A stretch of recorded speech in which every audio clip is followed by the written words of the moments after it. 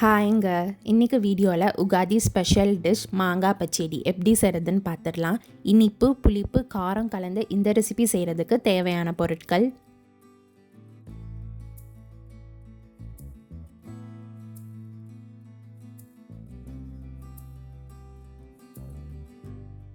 ஒரு சட்டியில் 2 ஸ்பூன் நல்லெண்ணெய் சேர்த்துக்கலாங்க. எண்ணெய் சூடாகவும் தாளிப்புக்கு தேவையான கடுகு, உளுந்தம்பருப்பு, 1 ஸ்பூன் கருவேப்பிலை பொடி சேர்த்து நல்லா மிக்ஸ் பண்ணிக்கலாம்.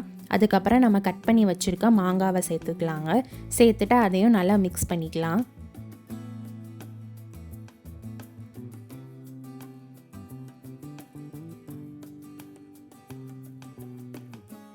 மாங்காய் நல்லா வேகிறதுக்கு ஒரு 1/2 கப் தண்ணி சேர்த்துக்கலாங்க. சேர்த்துட்டு சில்லி பவுடர் சேர்த்துக்கலாம். அதுக்கப்புறம் அசஃபோடிட்டா சேர்த்துக்கலாங்க.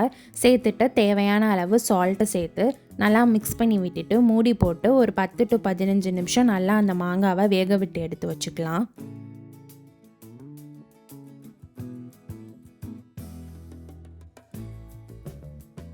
மாங்காய் பீஸஸ் சூப்பராகவே குக்காக இருக்குங்க. இப்போது பச்சடிக்கு தேவையான அளவு ஜாகரி சேர்த்துக்கலாம். மேங்கோவோட குவான்டிட்டிக்கு ஏற்ற மாதிரியும் உங்களோட ஸ்வீட்னஸுக்கு ஏற்ற மாதிரியும் நீங்கள் ஜாகரி சேர்த்துக்கலாங்க. நான் வந்து 1 கப் ஜாகரி சேர்த்துட்டு அதையும் நல்லா மிக்ஸ் பண்ணி விட்டுக்கிறேங்க.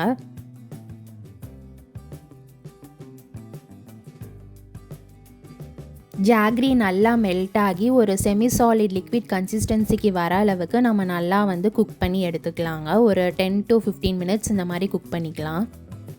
உகாதினாலே மேங்கோ வச்சு நிறைய ரெசிபீஸ் பண்ணலாம். இந்த உகாதியை இந்த மேங்கோ பச்சடி ரெசிபி செஞ்சு உங்கள் ஃப்ரெண்ட்ஸ் அண்ட் ஃபேமிலியோட செலிப்ரேட் பண்ணுங்கள். அவ்வளோதாங்க, சூப்பரான மாங்காய் பச்சடி ரெடி ஆயிடுச்சு. தயிர் சாதத்துக்கு வச்சு சாப்பிட்டா செம்ம சூப்பராக இருக்குங்க. கண்டிப்பாக ட்ரை பண்ணி பாருங்கள். தேங்க்ஸ் ஃபார் வாட்சிங்.